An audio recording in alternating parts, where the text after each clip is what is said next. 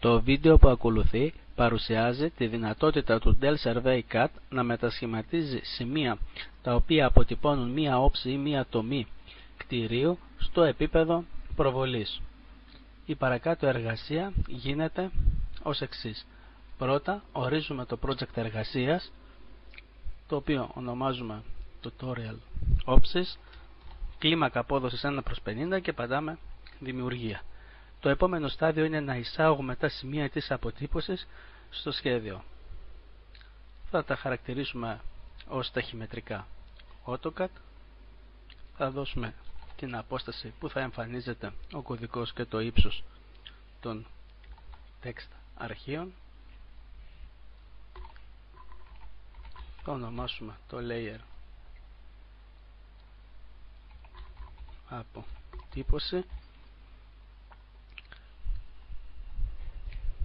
Να εισαχθούν ως μπλοκ και εισάγουμε το αρχείο σημείων, το οποίο είναι η αποτύπωση που έχουμε κάνει. Από το preview βλέπουμε τα σημεία και επίσης μπορούμε να δούμε εάν έχει διαβαστεί σωστά η γραμμογράφηση του αρχείου. Πατάμε εισαγωγή και έχουμε την είσοδο των σημείων. Τα σημεία αυτά μπορούμε να τα δούμε σε τρεις διαστάσεις, το οποίο παρατηρούμε ότι είναι η όψη ενός κτηρίου.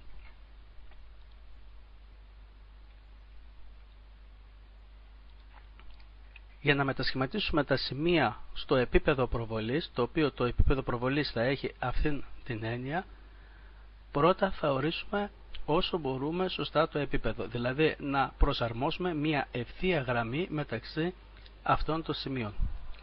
Παραπάνω διαδικασία γίνεται από το ρημοτομία εφαρμογές ευθείας σε σημεία, όπου ορίζουμε το layer, καθώς ορίζουμε και το αρχείο που θα αποθηκευτεί η βέλτιστη γραμμή, και πατώντας εισαγωγή σημείων δίνουμε τα σημεία της επιφάνειας, αυτά που τη χαρακτηρίζουν και όπου θέλουμε να είναι το επίπεδο προβολής.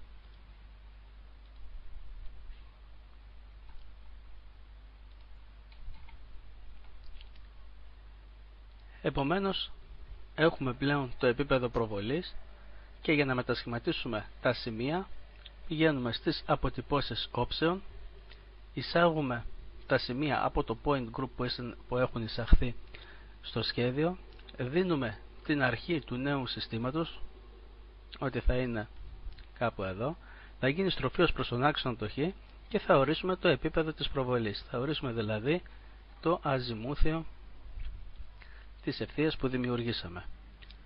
Εδώ αποθηκεύουμε τα σημεία που θα μετασχηματιστούν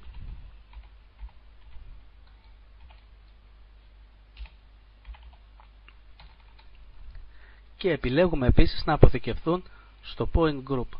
Πατώντας μετασχηματισμό μας λέει η εφαρμογή ότι τα σημεία έχουν μετασχηματιστεί και πηγαίνοντας για να δούμε τα μετασχηματισμένα σημεία επιλέγουμε στο point group μετασχηματισμένα, τα οποία να εμφανίζονται ως ταχυμετρικά AutoCAD, και δίνοντας τις ρυθμίσεις του ύψους text και την απόσταση του κωδικού